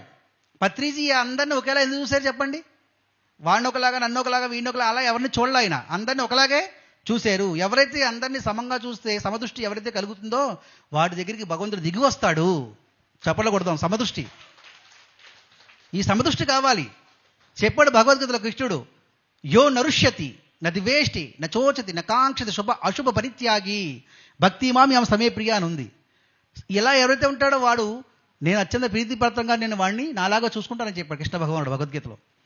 కాబట్టి మాస్టర్, ప్రతిదీ కూడా నువ్వు ఊరికే ఏది రాదు, మనం ప్రాక్టీస్ చేయాలి. సాధనం అవసరం. అది ఎక్కడి నుంచి అంటే మన నోరు మాట్లాడడం దగ్గర నుంచి. ఓకే, ఎప్పుడు ఈ కాయంతో వచ్చినటువంటి విడిచిపెట్టాలి. అలాగే కర్మ నువ్వు ఏం చేసినా దాని నుంచి వచ్చే ఫలం ఆపేక్ష లేకుండా నన్ను విడిచిపెట్టాలి. ఇప్పుడు ఇంత గొప్ప కార్యక్రమం చేసాం, అయ్యో బాబా నేను ఎంత బాగా చేశాను నేను అనుకున్నాను అనుకోండి, అయిపోయింది. నేను బందీ సంఖ్యలు చేసుకున్నాను దానికి. ఇప్పుడు 9 రోజులు వచ్చాను, నేను బాగా 9 రోజులు వచ్చి సంగీతం వాయించేశాను, అందరినీ ఆనందపరిచేశాను. నేను అన్నాను అనుకోండి, నాకు నేనే అడ్డుకట్ట వేసుకున్నాను. గుర్తుపెట్టుకోండి, ప్రతిదాన్ని ఇడిచిపెట్టేయండి. మన ఇన్స్ట్రుమెంట్ అంతే, మన ద్వారా జరుగుతుంది. అది చేయించుకున్నాడు పరమశివుడు. ఎందుకంటే ఇది శివలీల. శివుడు ఆజ్ఞ లేనిదే చేయమైనా నమ్ముతారా? శివుడు ఆజ్ఞ లేనిదే చేయమైనా కుట్టదు అని నువ్వు నమ్ముతున్నప్పుడు ఎందుకు మరి ఏదైనా ఒక చిన్నది ఎదురైతే ఎందుకు మనం అంత కదిలిపోతున్నాం? మనం అంటే ఈ చెవితో వింటే సుఖం లేదు మై డియర్ ఫ్రెండ్స్. అది మననం కావాలి, శ్రవణం మననం కావాలి, నిధిధ్యాసన కావాలి, అది సాక్షాత్కరించాలి, సిద్ధత్వం కావాలి మనకి. ఏది విన్నామో ఏది తెలుసుకున్నామో దాని పట్ల మనకి సిద్ధత్వం కావాలి. సిద్ధి కావాలంటే కొంత ప్రాక్టీస్, సాధన చేయుమురా నరుడా, సాధ్యము కానిది లేదురా. కాల సర్పమును మెడలో తాల్చి పూలమాలగా కదల్చవచ్చురా. ఏకాగ్రతతో ధ్యానము చేస్తే లోకేశ్వరుని చేరవచ్చురా. ఏకాగ్రతతో ధ్యానం చేస్తే ఏమొస్తుంది? ఆ పరమశివుడిని మనం చేరుకుంటా ఉన్నాడు. ఎంత అద్భుతంగా చెప్పాడు చూడండి. కాబట్టి మై డియర్ ఫ్రెండ్స్, మనకున్నది ఒక్కరోజే, ఉన్నది ప్రతిరోజు ఇలా జీవించండి. ప్రతిరోజు మనం జీవించే మనకు ఆలోచన, మన యొక్క థాట్ ప్రతిరోజు ఈరోజే ఉందనుకోండి, మీరు ఏం చేస్తారు చెప్పండి? ఈరోజే ఆఖరి రోజు అనుకో, ఏం చేస్తాం మనం? చక్కగా ఆ మూమెంట్ని అనుభవిస్తాం. ఆ మూమెంట్లో ఉండడం నేర్చుకోవాలి. ఆ వర్తమాన క్షణంలో ఉండడం నేర్చుకోవాలి. ఈ ప్రపంచంలో ప్రతి మనిషి ఎక్కువ చేసేది ఏంటంటే, జరిగిపోయింది ఆల్రెడీ, జరిగిపోయిన దాని గురించి బాధపడుతూ, జరగబోయే దాని గురించి ఆలోచిస్తూ ఉన్న క్షణాన్ని మర్చిపోయి వస్తూ ఉంటాడు. అందుకే గతపు కాలము దయ్యము అన్నారు. చెప్పండి, గతపు కాలము దయ్యము, భవిత కాలము భూతము అన్నారు. దయ్యాన్ని భూతాన్ని పట్టుకున్నాడు, వర్తమానం అనే దైవాన్ని ఇడిచిపెట్టేస్తున్నాడు వీడు. ఆ వర్తమానం అనే దైవం ఇక్కడ దొరుకుతాడు ఈ 9 రోజుల్లో. సరిగ్గా సూక్ష్మంగా మీరు గ్రహిస్తే ఆ దైవానికి చప్పట్లు కొడదాం. కాబట్టి మాస్టర్, దేనికి చింతించాల్సిన పని లేదు. మనం తరించేది ఏదైతే క్షణభంగురమో దానికోసం వెంటపడకండి. మనల్ని కీర్తించాలి, మనల్ని అందరినీ పొగడాలి, మనల్ని చూడాలి, మనమే గొప్ప. నువ్వు గొప్ప అయితే నీ పక్కవాడు గొప్పే. నువ్వు శివోహం అని నువ్వు అనుకున్నప్పుడు నీ పక్కవాడు ఇంకేమైనా అవుతాడా వేరే? చెప్పండి. నువ్వు దైవం సముద్రం అయితే నీ పక్కవాడు పెట్టాలని సముద్రం అవుతాడా? వాడేమవుతాడు? నువ్వు శివోహం అంటున్నప్పుడు పక్కవాడు కూడా శివోహమే. నువ్వు శివుడు అయితే పక్కవాడు శివుడే. దీన్ని తెలుసుకోండి. ఇది తెలియాలంటే తత్వచింతన చేయన్నాడు అన్నమయ్య. తెలిస్తే మోక్షము, తెలియకపోతే బంధము అన్నాడు. అనయము సుఖమేడది, అవల దుఃఖమేడది, తనువుపై ఆశలేని తత్వమతికి. తత్వం విచారణ. తత్వం అంటే అంతర్ప్రపంచం. దాన్ని నువ్వు విచారించాలి, పరిశీలించాలి, పరిశోధించాలి. లేకపోతే ఎప్పటికీ దొరకడు ఆ శివుడు. ఎన్నో తొడుగులు తొడుక్కొని ఉన్నాం మనం, మాయ ముసుగులు ఇవన్నీ వేసుకొని ఉన్నాం. ఆ ముసుగులన్నీ తొలగించుకోవాలి. వీరబ్రహ్మేంద్ర స్వామి చెప్పారు క్లియర్గా, ఉత్తమోత్తములకు ఉచ్ఛ్వాస నిశ్వాస పంతులసి తాను బ్రహ్మ మగుట, ముసుగులోన శివుడు పొసిగి ఉన్నాడయ్య అన్నాడు. ఎక్కడున్నాడండి శివుడు? ముసుగులో. ఆ ముసుగులు ఏమిటో తెలుసుకోవాలి. ఇప్పుడు మూల విరాట్ని మనం దర్శించాలంటే, ఒక టెంపుల్కి వెళ్ళాం అనుకోండి, ఆ మూల విరాట్ని దర్శించాలంటే ఎన్ని ద్వారాలు తెచ్చుకుంటాయి? ఎన్ని ద్వారాలు ఉంటే అన్ని ద్వారాలు ఓపెన్ అయితే కానీ ఆ మూల విరాట్ మనకి దర్శనం ఇవ్వడు. మరి నీ మూల స్వరూపం తెలియాలంటే, నీలో ఉన్న శివుడు నీకు తెలియాలంటే ఆ ముసుగులు తొలగాలి. ఆ ముసుగులను తొలగించే చక్కటి మార్గం యోగం. యోగం మీన్స్ మెడిటేషన్. నీ 3 గుణాల నుంచి బయటపడాలి. పరమశివుడు అంటే త్రిగుణ అతీతుడు, గుణాలకు అతీతుడు. నువ్వు శరీరం కాదు, నువ్వు మనసు కాదు, బుద్ధి అహంకారము కాదు. నువ్వెవరు అంటే శుద్ధ చైతన్యానివి అనేది పదాలతో వినడం లేదా మనం ఉచ్చరించడం కాకుండా, దాన్ని ఎప్పుడైతే మనం అనుభవిస్తామో అప్పుడు మనకు అంతా శివమే, ఉన్నదంతా ఈశ్వరమయమే, ఇంకా వేరుగా ఏది లేదు మై డియర్ ఫ్రెండ్స్. అందుకని మొట్టమొదటిగా ఏం చెప్పాడంటే, తత్వం చింతన చెయ్యి. అనయము సుఖమేడది, అవల దుఃఖమేడి, తనువుపై ఆశలేడి తత్వమతికి అన్నాడు. పొనికితే పాపమేది, పుణ్యమేది, కర్మమందు అన్నాడు. నీ కర్మ పట్ల ఏ ఫలాపేక్షకుండా ఊరికే చేసుకుంటూ వెళ్ళిపో. అది నువ్వు నడుస్తుంటే ఎలా నీ నీడ వెళ్తుందో అట్లా వచ్చేస్తుంటుంది. నేను అది నమ్మానండి. చాలామంది అంటారు, నువ్వు ఎలా జీవిస్తున్నావు, నువ్వు ఏమీ చేయవు కదా నీ కోసం, నువ్వు ఎలా జీవిస్తున్నావు, నీ ఎలా నడుస్తుంది నీ జీవితం, నువ్వు ఎలా బతుకుతున్నావు అంటారు. నేను ఒకటే నమ్మాను. చాలామంది ఈ పని చేస్తే, ఒక పని చేశారనుకోండి, డబ్బులు వస్తాయి కదా, ఆ డబ్బులు వస్తే బతకొచ్చు అనుకుంటారు. నువ్వు ఇచ్చే సమయము, నువ్వు చేసే ప్రతి పని కూడా దాని తాలూకా ఫలం వస్తుంది. అది ఏదైనా సరే. నేను ఒక 10 మందికి ధ్యానం చెప్పాను అనుకోండి, నేను అక్కడ సమయం ఇచ్చానా లేదా, నా సమయాన్ని పెట్టుబడిగా పెట్టానా లేదా, వాడికి చెప్పాను అంటే ఏదోటి ఆ ఫలం, దాని తాలూకా ఫలం ఏదో రూపంలో మనకు వస్తుంది. అది విశ్వసించాలి. పత్రిసార్ని అడిగారు, ఏమంటే యోగమని ధ్యానమని ఎలా వెళ్ళిపోతుంటే మరి ఎలా బతుకుతారని అంటే, నన్ను చూస్తే ఎవడైనా బతకొచ్చు అన్నాడు ఆయన. పత్రిసార్ చప్పలు కొడదాం. వాళ్లే గురువులు ఉన్నప్పుడు మనం ఎందుకు ఉండలేం? ఎంత కావాలి బతకడానికి? మనకు అవసరాలు పెరిగితే, మన కోరికలు ఆ వాంఛలు పెరిగితే, ఇంద్రియ సుఖాలపైన మనం అపారంగా పడిపోతే, వాటికి ఏదైనా కావాలేమో మనిషి చక్కగా జీవించడానికి ఏమి పరిగెట్టియాల్సిన అవసరం లేదు మై డియర్ ఫ్రెండ్స్. చాలా శాంతముగా, ధర్మముగా నీ జీవితం ధర్మంగా ఉండాలి. నీ జీవితం అహింసలో ఉండాలి. చాలామంది మన వాళ్ళు అహింస అంటే ఏమనుకుంటారంటే, అహింస అంటే ఏదో ఒక కోడిని చంపకూడదు, మేకని చంపకూడదు. కరెక్టే, మూగజీవాన్ని కాపాడలేదు, మన లక్ష్యం అది. అలాగే మాటతో నువ్వు పక్క మనిషిని కూడా ఇబ్బంది పడదు, అది కూడా హింసే మై డియర్ ఫ్రెండ్స్. మన మాట వల్ల ఇంకొక మనిషి ఇబ్బంది పడుతున్నాడు అంటే అది హింస. వాడు ఎంత మొదలుపడుతున్నాడు లోపల. అందుకే పత్రిజీ మాట మాట మాట మాట నోరు జాగ్రత్త అనేవారు. నీ మాట బాగుండాలి. రాముని కొలుస్తాం కదా, పలికే బంగారమయ్యని చెప్పేసి. రాముని కొలుస్తాం లేదా, పలుకుతున్నాం లేదా? పలుకే బంగారమాయేనా కోదండ పాణి పలుకే బంగారమాయేనా అంటాం రాముణ్ణి. మరి నువ్వు మాట్లాడితే ఎలా ఉండాలి? ఎలా ఉండాలి? నువ్వు సనాతనంగా ఉంది కదా, నీ లోపల దైవము, జీవుడే దేవుడు అన్నారు. నువ్వు సనాతన దైవం, నీ లోపల నివాసం ఉంది. లోపల నుంచి వచ్చే ప్రతి పలుకు బంగారులా ఉండాలి. నీకు బాగుండాలి, ప్రపంచానికి ఉపయోగకరంగా ఉండాలి. అప్పుడు జీవితం ఏమవుతుంది? సుందరం అవుతుంది.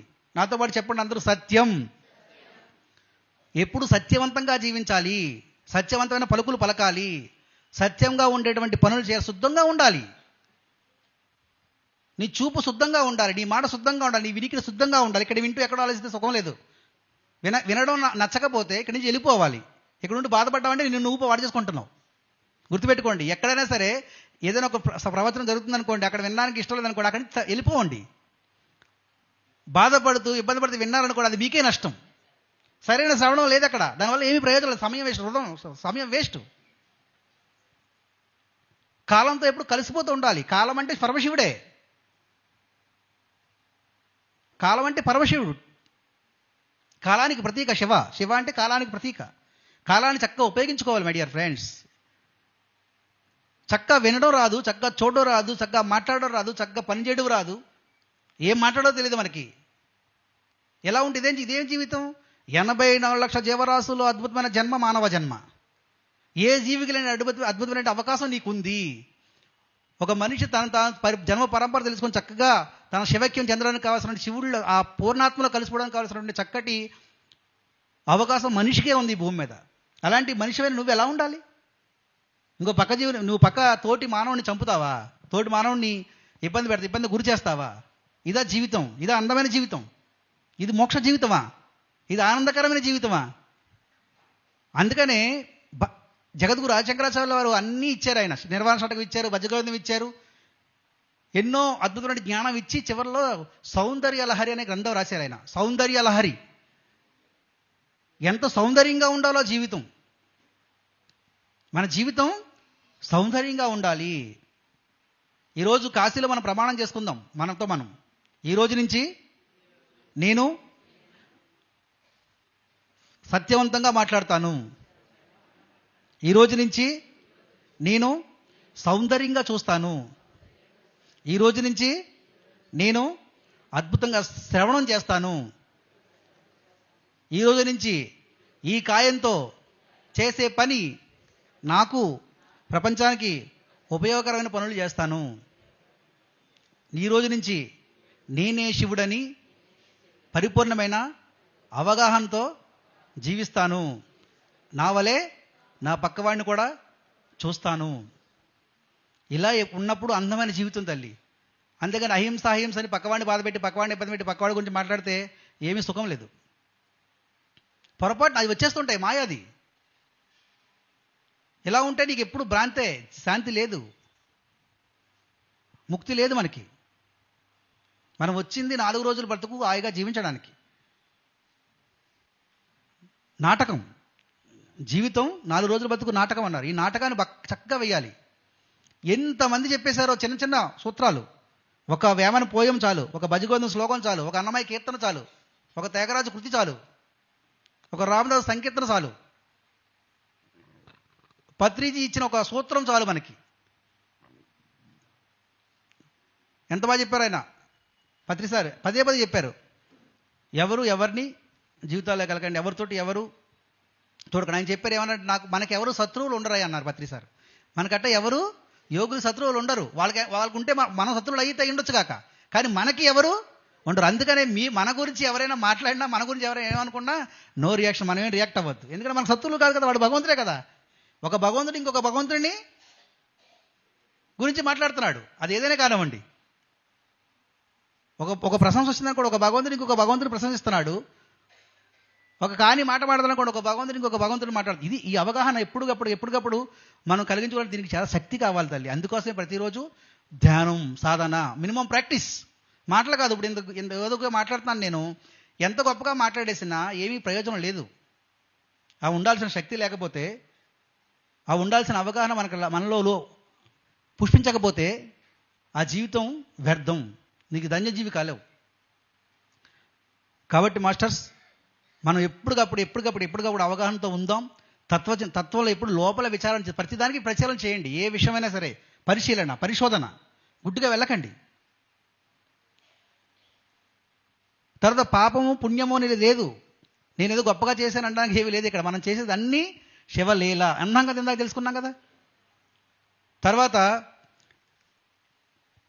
తగినామృతమేది తలపగ విషమేది తెగి నిరాహారి అయిన ధీరునికి పగవారనగా వేరి బంధులనగా వేరి. పగవారు లేరు, బంధువులు లేరు, శత్రువులు లేరు, మిత్రులు లేరు. మనకు ఉన్నదంతా మిత్రులే. మైత్రితత్వం. పిఎస్ఎం పత్రిసారి చెప్పారు. పిఎస్ఎం దేనికి ప్రతీక అంటే బృందావనం అన్నారు సార్. బృందావనం చప్పలు కొడదాం మన బృందావనానికి. కానీ ఈ బృందావనంలో తారతమ్యాలు లేవు. ఈ బృందావనానికి వాడు ఎక్కువ, ఈడు తక్కువ, వాడు ఆడ, ఈడు మగ ఏమీ లేవు. ఇక్కడ ఉన్నదంతా ప్యూర్ కాన్షియస్నెస్. ఆ చక్కటి భావంతో మనం విరాజిల్లుతూ ఉంటే జీవితం ఎప్పుడూ సంతోషం.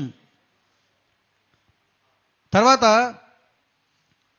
వేవేల విధులందు వెరపేది మరపేది దైవము నమ్మిన ఎట్టి ధన్యునికి. జీవితం చూడండి, ఎవరైనా బాగా అన్ని జ్ఞానంతో సత్యవంతంగా జీవిస్తూ జీవితాన్ని బాగా అర్థం చేసుకున్నాను అనుకోండి, ఏమంటారు? అబ్బా వీడు ధన్యజీవిరా అంటారు. అవునా కదా? నీ జీవితం ధన్యతనివ్వాలి. నీ జీవితం నీకు ఏమివ్వాలి? ధన్యత. ఈ ధన్య జీవితం కావాలంటే ఇదిగో ఈ అవగాహన కావాలి, ఈ స్పిరిచువల్ అవేర్నెస్ కావాలి, ఆధ్యాత్మిక అవగాహన కావాలి. మనకి ప్రతి క్షణం మనం ఏంటో దాంట్లో ఉండాలి. మనకి ఏమంటున్నాం, మనం ఏం కావో దాంట్లో ఉంటున్నాం. మనం ఏమి కామో అది మనం అనుకుంటున్నాం, భ్రాంతిలో బ్రతికేస్తున్నాం. ఆ మనం ఏమి కామో క్రిస్టల్ క్లియర్గా చెప్పేశాడు నిర్వాణ షట్కంలో జగద్గురు శంకరాచార్య వారు. నిర్వాణ షట్కం వింటా ఉండండి. నిర్వాణ షట్కం అది వినండి. అది గానం చేసేది కాదు, అది సాధన చేసేది. అది నిర్వాణ షట్కం, భజ గోవిందం ఇవన్నీ వింటూ ఉంటే, పదే వింటూ ఉంటే ఏమవుతుందంటే, పదే పదే మాట్లాడుతూ ఉంటే అది అవబోధం జరుగుతుంది మన లోపల. ఆ బోధన ఏం జరుగుతుందండి? అవబోధం. అది మనం అవుతాం. 1,00,000 విషయాలు విన్నా పని, దానివల్ల ఏం ప్రయోజనం లేదు. ఒక విషయం ఆచరణలోకి వస్తేనే దానికి వాల్యూ, మై డియర్ ఫ్రెండ్స్. వేవేల విధులందు వెరపేది మరపేది దైవము నమ్మిన ఎట్టి ధన్యునికి శ్రీ వెంకటేశ్వరుడు చిత్తములోనున్నవాడు. శ్రీ వెంకటేశ్వరుడు చిత్తములోనున్నవాడు ఈవలేది ఆవలేది ఇతని దాసునికి. ఏవలేది ఆవలేది ఇతని దాసునికి. ఎవరైతే పరమాత్మకు దగ్గర అవుతారో, ఎవరైతే ఆ పరమశివుడితో అనుసంధానం అవ్వగలుగుతాడో, కలిసిపోతాడో, వాడికి యువతల లేదు, అవతల లేదు, మధ్య లేదు, చెడు లేదు, సుఖము లేదు, దుఃఖము లేదు, పాపము లేదు, పుణ్యము లేదు. No judgement. తీర్పు లేని జీవితం. తీర్పు లేని జీవితం ఎక్కడైతే ఉందో ఆ జీవితం పండుగ, మై డియర్ ఫ్రెండ్స్. దండగ కాదు అది.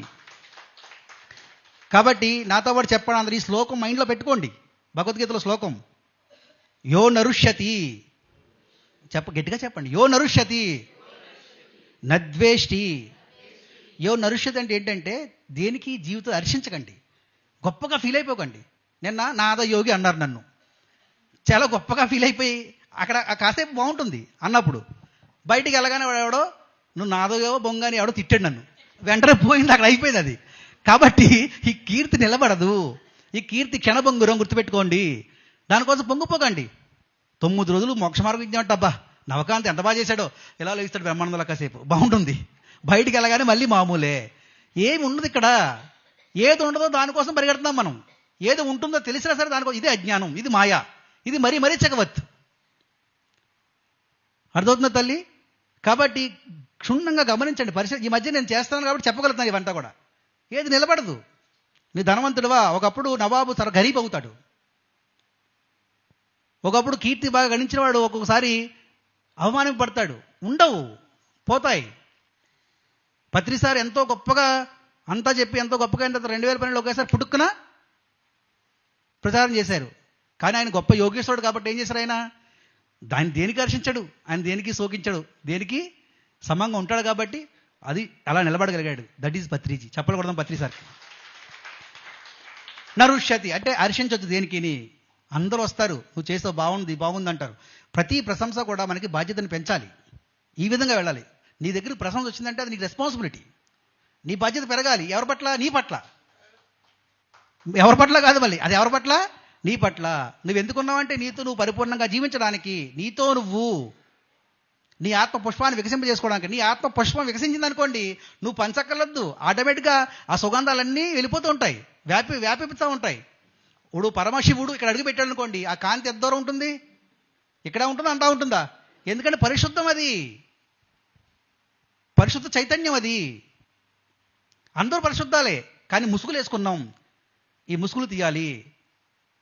ఉత్తమోత్తములకు ఉచ్ఛ్వాస నిశ్వాస పంక్తుల తాను బ్రహ్మముగట ముసుగులోనా శివుడు పొసిగి ఉన్నాడయ్య అన్నాడు వీర బ్రహ్మేంద్ర స్వామి వారు. ఆ ముసుగులు తొలుగుతాయి సాధనలో, అవగాహనలో, ఇలాంటి కాంతి నగరాల్లో.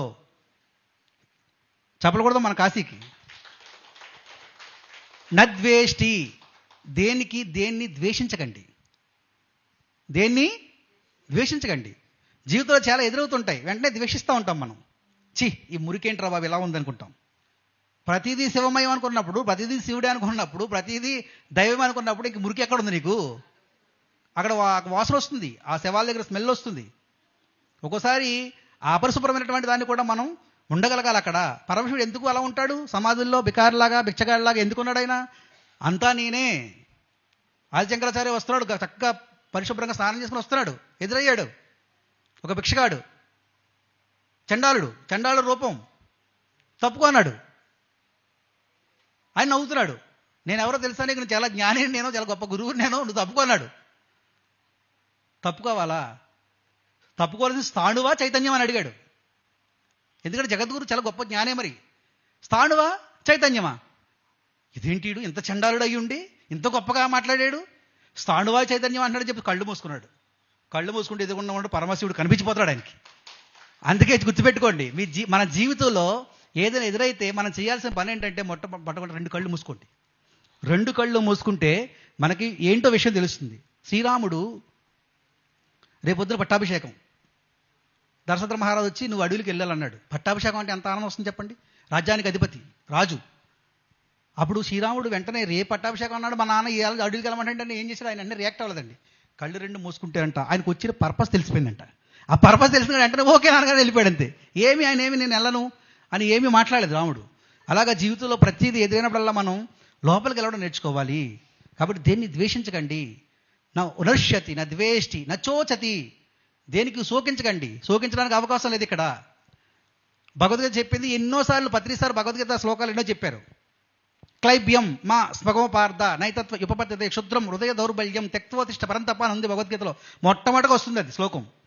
ఇన్ని తెలుసుకొని ఇన్ని కాశీయాత్రలు చేసి ఇంత పని చేసి ఇంకా నీకు ఏదైనా ఎదురవుతున్నా ఏడుస్తున్నావంటే, శోకం వస్తుంది అంటే అది నీకు హృదయ దౌర్బల్యం, క్షుద్రంతో సమానం. హృదయ దౌర్బల్యం అనేది క్షుద్రానికి సమానం, అంటే నీచమైనది. ఆ వ్యవహారం చేయొద్దు ఎప్పుడు. ఏమైనా కానీ ఉండు. అలా అయితే మరి ఏడుపు వస్తుంది కదండి. ఏడుపు కూడా ఒక ఎమోషనే, రానియండి కాసేపు, కానీ కొట్టుకొని పోవద్దు. ఈ తాపం తగ్గిస్తుంది కాశీ. అది వదలాలి ఇక్కడ. కాయో పండు అంటే అది. ఆ ఫలాపేక్ష ఇడిచిపెట్టాలి ఇక్కడ. అంతేగాని కాయని, వంకాయని, టెంకాయని, ఆవకాయ పచ్చడిని ఇడిచిపెట్టేసారు అక్కడ సుఖం లేదు దానివల్ల. దీన్ని ఇడిచిపెట్టండి, ఈ తాపం ఇడిచిపెట్టండి. ఈ తాపం తగ్గితే జీవితం శాంతంగా ఉంటుంది my dear friends. Okay master, దేనికి శోకించొద్దు. నరుష్యతి నది వేష్టి నా కాంక్షతి అన్నాడు. దేన్ని కూడా కోరకండి. పత్రిసారి ఎంత బాగా చెప్పారు, వాళ్ళ గురువు గారు చెప్పారంట, సదానంద యోగి గారు. సుభాష్, లేనిది తెలిస్తే గట్టిగా చెప్పండి. లేనిది కోరరాదు, కోరి సాధించరాదు, వస్తే కాదనరాదు, పోతే బాధించరాదు, ఉంటే ఉండనే ఊడితే ఉండనే. ఇది మన ఫిలాసఫీ. చప్పట్లు కొట్టండి సదానంద యోగి గారికి.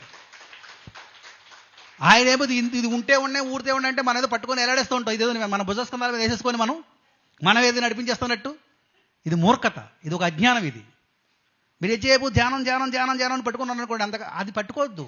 ఇది మధ్య మార్గం. పిరమిడ్ స్పిరిచువల్ సొసైటీ మూవ్మెంట్ అంటే మిడిల్ పాత్. దేన్ని పట్టుకొని ఉండొద్దు. ఆసక్త లేదు, అనాసక్త లేదు. ఇక్కడ ఉండడం ఉందంతే. ఉండాలి ఇక్కడ మనం అంతే. ఎలా ఉండాలి? హాయిగా, ఆనందంగా, సుందరంగా. ఎంత చెప్పాను కదా, సత్యం. ఎవరైతే శుద్ధంగా ఉంటాడో వాడు సత్యంలో ఉంటాడు. సత్యంలో ఉన్నవాడికి ఏమవుతాడంటే శివం. ఏమవుతాడండి? శివం అంటే మంగళకరం. సత్యం శివం జీవితంలో వచ్చినాయంటే వాడి తర్వాత ఏమొస్తుంది వాడికి? ప్రతి శివుడి గుళ్ళో ఉంటుంది ఇది. సత్యం, శివం, సుందరం. ఈ మూడింటి ప్రతీక పరమశివుడు. త్రిగుణాతీతుడు. త్రైగుణ్య విశ్వో వేదో నిశ్చయగుణో భవార్జున నిర్ద్వంద్వ నిత్య సస్వస్వ నిరోగక్షమాత్మవాన్ అని ఉంది భగవద్గీతలో. నువ్వు ఆత్మవాను కావయ్యా, త్రిగుణాతీతుడు కా. ఇలా అయితే, ఆ పరిశుద్ధంగా ఉంటే, శుద్ధ చైతన్యంతో ఉంటే నువ్వు అందరినీ ఆకర్షిస్తావు. అంతా నిన్ను చూస్తే, నీ ఆరలోకి వస్తేనే ఆనందం ఉంటుంది. పత్రిసారి ఆరలోకి వెళ్ళారనుకోండి, ఎలా ఉండదు? మీ అందరికీ అనుభవమే కదా. ఎలా ఉండదు చెప్పండి? శుద్ధ, పరిశుద్ధం. ఇది లేకుండా ఇది ఏం చేసినా వ్యర్థమే. ఆత్మశుద్ధి లేని ఆచారమది ఏల, బాండశుద్ధి లేని పాకమేల, చిత్తశుద్ధి లేని శివ పూజలేలర, విశ్వదాభిరామ వినురవేమ. చెప్పకూడదు వేమన్ గారికి. కాబట్టి మాస్టర్స్ ఎప్పుడు గుర్తుపెట్టుకోండి, ఈ శ్లోకాన్ని మర్చిపోకండి. యో నరుష్యతి, చెప్పండి అందరూ. యో నరుష్యతి నద్వేష్టి నశోచతి నకాంక్షతి శుభ అశుభ పరిత్యాగి భక్తిమాం యహ సమే ప్రియ. ఇది భగవద్గీతలో కృష్ణుడు చెప్పింది. కాబట్టి ఇలా ఉన్నవాడి దగ్గరికి అత్యంత ప్రియముగా వస్తాట భగవంతుడి దగ్గరికి. అది పరమశివుడైనా కృష్ణుడైనా అంతా ఒకటే. రూపాలు వేరు కావచ్చు, ఉన్నది ఒకటే శక్తి. ఉన్నది ఒకటే శక్తి, అనంత శక్తి, పరాశక్తి. అది రకరకాల రూపాలు ధరించి ఉంది మనకి అర్థం అవడం కోసం. శివుడని, ఆ తత్వాలు అవన్నీ కూడా శివతత్వం, రామతత్వం, కృష్ణతత్వం, నారాయణతత్వం, బ్రహ్మతత్వం, ఇవన్నీ రకరకాల క్వాలిటీస్. గుర్తుపెట్టుకోండి, ఈ క్వాలిటీస్ కోసం రకరకాల రూపాలు ఆ శక్తి తీసుకుంది. ఇవన్నీ మనలో ఉన్నాయి. ఎందుకంటే అంతా అక్కడైనప్పుడు అక్కడ ఉన్నది ఇక్కడ ఎందుకు ఉండదు చెప్పండి? అంతా ఇక్కడే ఉంది. కాబట్టి ఇది ఎప్పటికప్పుడు గుర్తెరిగి స్పృహలతో మన జీవితాన్ని జీవిద్దాం. మనకి అందమైన జీవితం ఇచ్చాడు భగవంతుడు, చక్కగా జీవిద్దాం. అందమైన కళ్ళు ఇచ్చాడు. ఎంత సుందరంగా ఉంటుంది భూమండలం. సుందరంగా చూడాలి. ఒక మనిషిలో వంకర చూడకండి, ఆ మనిషిలో ఉన్న అందం చూడండి. ప్రతి మనిషిలో అందం ఉంటుంది ఏదో ఒకటి. నన్ను చాలామంది అంటారు, నువ్వు ఎంత నల్లగా ఉంటావో అని. ఆ నలుపు నాకు అందం. నాకున్న నలుపు నాకు అందం. ఒక ఆయన అన్నాడు, గణేష్ నువ్వు చాలా బాగా మాట్లాడతావు, చాలా బాగా పాడతావు, చాలా బాగా నవ్విస్తూ ఉంటావు, కానీ కొంచెం పొడుగుంటే అన్నాడు. చెత్తలా ఉంటానని చెప్పాను. పొడుగుంటే ఇంకా బాగోడు. నేను ఇలా ఉంటే బాగుంటాను కాబట్టి సృష్టి ఇలా సృష్టించుకుంది. కాబట్టి నన్ను ఎలా ఉన్నామో అలా అద్భుతంగా మన సృష్టి ఉంచుకుంది. అట్లా ఈ సృష్టి లేదా పరిపూర్ణం కాదు ఇది. ఎవరు ఉండకూడదు అప్పుడు తీసిపోద్ది, ఎవరు ఎంతవరకు ఉండదు అంతవరకు ఉంచుతుంది. ఇక్కడ ఇంకా ఏడుపు, దేనికి ఏడుపు? నాకు అనారోగ్యం వచ్చింది, నాకు బాగాలేదు, నాకు అశాంతంగా ఉంది అని నువ్వు ఏడుస్తున్నావు. అవన్నీ నీ సృష్టి. అది నీ సృష్టి, నీ కర్మఫలం. ఏమన్నా ధ్యానం చేస్తే రోగాలు ఎందుకు రావస్తే నీ కర్మఫలం వస్తుంది ఆయన. ధ్యానం చేస్తే ఇది రాదు అది రాదు అనుకోక అన్నీ ఉంటాయి. కానీ వాటిని ఎలా బ్యాలెన్స్గా మనం చేయాలో ఆ కెపాసిటీ వస్తుంది ధ్యానం వల్ల. కెపాసిటీ. కృష్ణుడు ఎందుకు అంత అన్ని ఎదురైనా ఎందుకు అంత సమంగా స్వీకరించగలిగాడు? ఆ కెపాసిటీ ఉంది ఆయనకి. ఏ కెపాసిటీ ఉంది? శ్రీకృష్ణుడు అంటే యోగానికి పరాకాష్ట అంతే. కాబట్టి ఎప్పుడు అవగాహనతో ఉండండి. మనం ఎవరండి? Pyramid masters. ఎవరండి మనం? పత్రిసారి చెప్పారు, ఎంత బాగా చెప్పారంటే, ఒక పిరమిడ్ మాస్టరు సాక్షాత్ దైవంతో సమానం అన్నారు. దైవమే వాడు. మరి అలాంటప్పుడు ఎలా ఉండాలి మనం? చక్కగా 18 ఆదర్శ సూత్రాలు ఇచ్చారు. చక్కగా ఎంతో జీవితాన్ని సరళంగా జీవించచ్చో చెప్పారు ఆయన. మరి ఇంకా ఇక్కడ అన్ని తెలుసుకున్న తర్వాత అన్ని విన్న తర్వాత ఇంకా ఏడుస్తున్నాను కూడా ఏమైనా అర్థం ఉందో చెప్పండి? ఒక గురువు దగ్గరకు వచ్చిన తర్వాత కూడా, గురువు దగ్గర అన్ని విషయాలు తెలుసుకున్న తర్వాత కూడా మనం అట్లా ఉంటే ఎట్లా చెప్పండి? మన పని ఒక్కటే, మనం భగవంతులను తెలుసుకున్నాం, అందరికీ ఇది వ్యాపింప చేయటం మనం వాక్కు ద్వారా. అలాగే ఇప్పుడు మన అందరికీ పిఎంసి ఉంది. మన పిఎంసి పిరమిడ్ మెడిటేషన్ ఛానల్. చూడండి, భరత భూమి అంటే త్యాగ భూమి అంటారు. భరత భూమి అంటే ఏమిటండి? ఇప్పుడు కాశీలో కాయో పండో ఉదయం అన్నారంటే ఎవరైతే వదులుతారో అంటే త్యాగం చేస్తారో వాడు మాత్రమే అమరత్వానికి అర్హుడు అని చెప్పి ఉంది. ఎవరైతే త్యాగం చేస్తాడో వాడు మాత్రమే అమరత్వానికి అర్హుడు. త్యాగం ఇవ్వి ఇచ్చే. కర్ణుడు అన్ని ఇచ్చేసాడు. కర్ణుడు మాత్రం కీర్తిస్తాం, దానకర్ణుడు మనం మాత్రం అన్ని లాగేస్తూ ఉంటాం. కర్ణుడు మాత్రం కీర్తిచ్చేస్తూ ఉంటాం. మరి కర్ణుడి దగ్గర ఏం నేర్చుకోవాలి? ఆ క్వాలిటీ నేర్చుకోవాలి కదా. ఇవ్వండి. ఇవాళ 9 రోజులు ఇక్కడ 30,000 కట్టి మనం వచ్చాం. ఇది 30,000 కట్టడం ఇవన్నీ పక్కన పెట్టండి. ఇదంతా శివాజ్ఞది. శివాజ్ఞ లేదా నువ్వు 30 కోట్లు కట్టినా రాలేవు ఇక్కడికి. 30 కోట్లు కట్టినా రాలేము ఇక్కడికి మై డియర్ ఫ్రెండ్స్. ఇది శివాజ్ఞ, శివలీల మై డియర్ ఫ్రెండ్స్.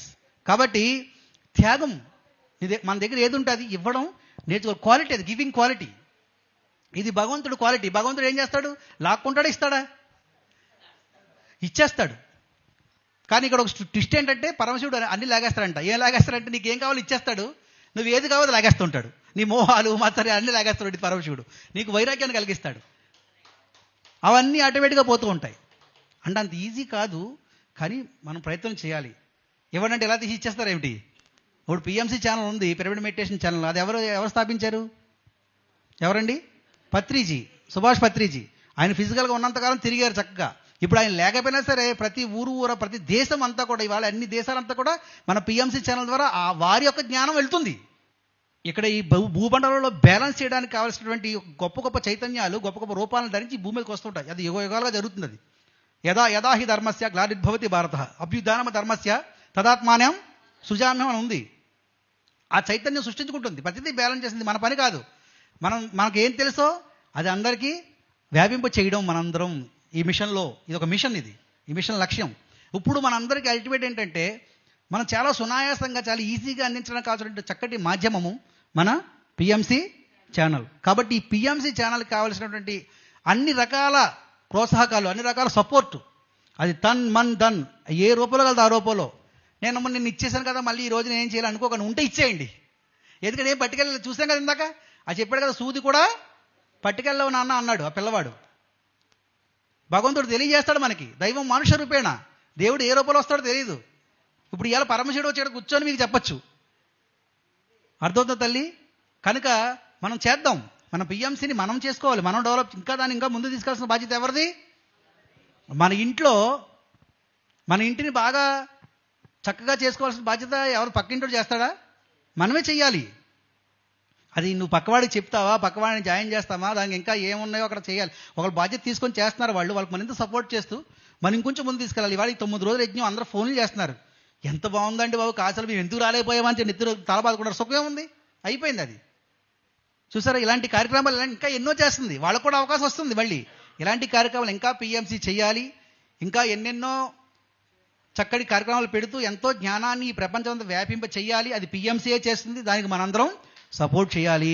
చెప్పలకూడదాం అక్కడ అలా ఉంది ఇలా ఉంది ఇలాంటి జడ్జిమెంట్లు లేకుండా చక్కగా మనం పరిశుద్ధమైనటువంటి చైతన్యంతో, పరిశుద్ధముగా ఆలోచనతో దాన్ని మనం ఫీల్ అవుదాం.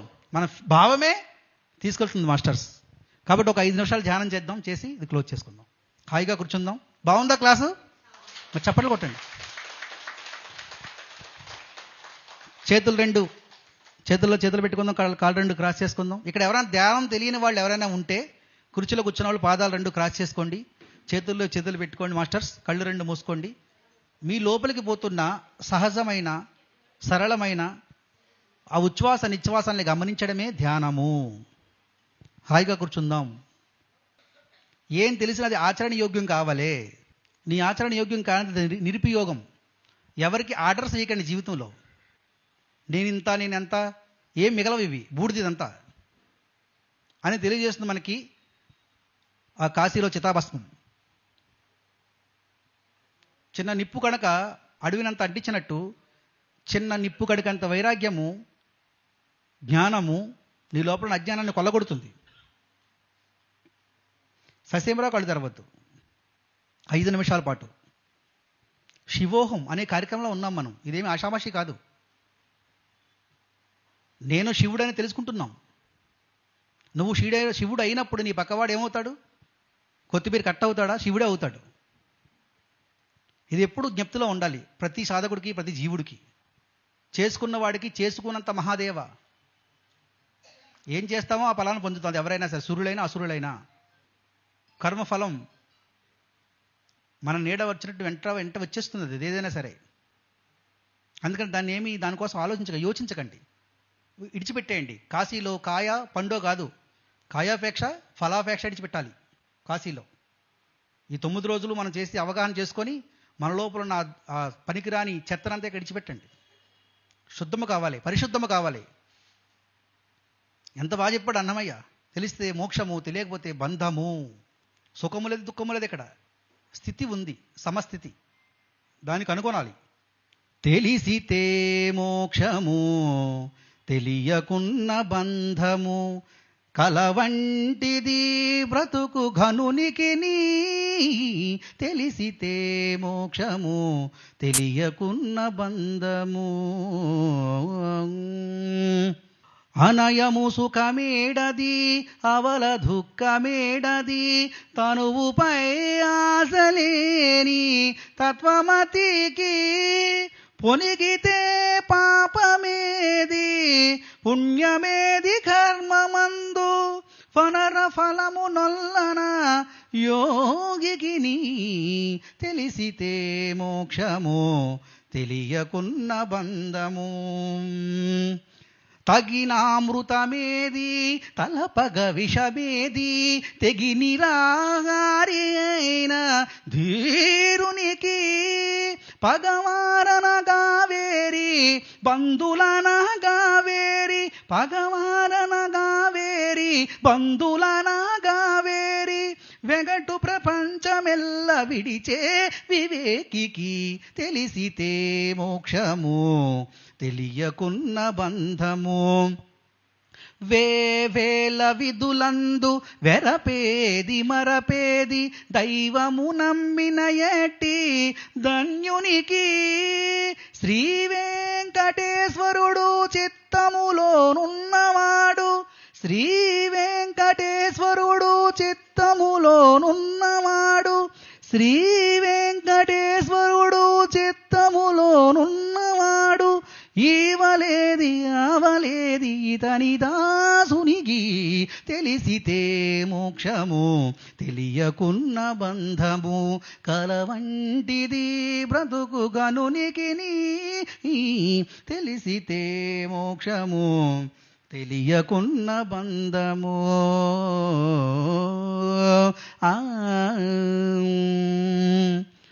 ఆఖరి 30 సెకండ్స్. సత్సంగత్వే నిస్సంగత్వం, నిస్సంగత్వే నిర్మోహత్వం, నిర్మోహత్వే నిశ్చల చిత్తం. ఏ చిత్తమైతే నిశ్చలంగా ఉంటుందో వాడు జీవన ముక్తుడు.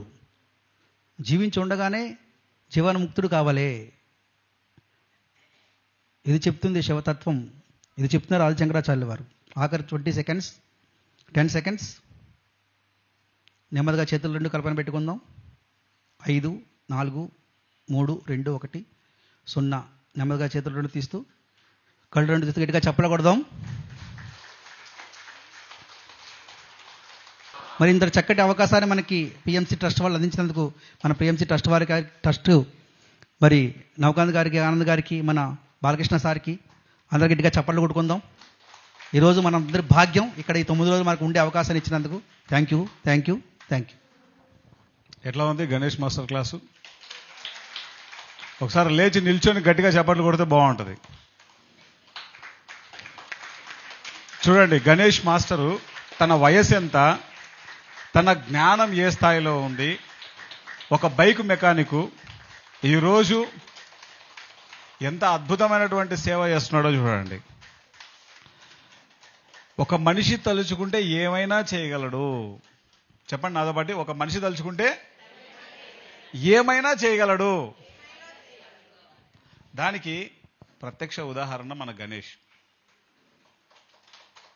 ఫ్లూట్ పత్రిసారు వాయించేటప్పుడు అందరూ అనుకుంటారు నేను ఫ్లూట్ వాయించాలని. అనుకోవడం వేరు, చేయడం వేరు. అనుకోవడానికి, అనుకున్నది చేయడానికి నక్కకు నాగలోకానికి ఉన్నంత సంబంధం ఉంటుంది, తేడా ఉంటుంది. Such a greatest master. మన మాస్టరు ఈ స్థాయిలో ఉన్నప్పుడు మన ఆనందం ఏ స్థాయిలో ఉండాలి? మన చప్పట్ల రూపంలో తెలియజేద్దాం గట్టిగా. నేను ఇందాక భజగోవిందం శ్లోకాలు చెప్పాను కదండి. ఆ శ్లోకాలు బాగున్నాయా? నాకు ఏమీ తెలియని టైంలో ఆనంద్ మా ఊరు వచ్చి, గణేష్ నువ్వు భజగోవిందం పాడు అన్నాడు, చదువు అన్నాడు. నేనేంటి సంస్కృత శ్లోకాలు నాకేమొస్తాయి అనుకున్నాను. కానీ ఎందుకన్నారో తెలియదు, కానీ ఇవాళ భజగోవిందం అంటే ఒక స్పెషల్ గణేష్ అన్నంతగా ఆ భజగోవిందం మీద పట్టొచ్చేసింది నాకు. Thank you Anand master, thank you. ఒకసారి భజగోవిందం శ్లోకం ఇద్దరం కలిసి పాడదాం. భజ గోవిందం భజ గోవిందం గోవిందం భజ మూఢమతే, భజ గోవిందం భజ గోవిందం గోవిందం భజ మూఢమతే, సంప్రాప్తే సన్నిహితే కాలే నహి నహి రక్షతి డుకృన్కరణే. గురు చరణాంబుజ నిర్భర భక్త సంసారాద చిరాద్భవ ముక్త, సేంద్రియ మానస నియమాదేవం దక్షసి నిజ హృదయస్థం దేవం భజ గోవిందం. ఎవరైతే గురు చరణాన్ని పట్టుకుంటాడో వాడు లోపల ఉన్న దివ్యత్వాన్ని, నిజ స్వరూపాన్ని దర్శింపజేస్తాడు గురువు. అంత అర్థం ఉంది ఈ పోయంలో. Thank you master.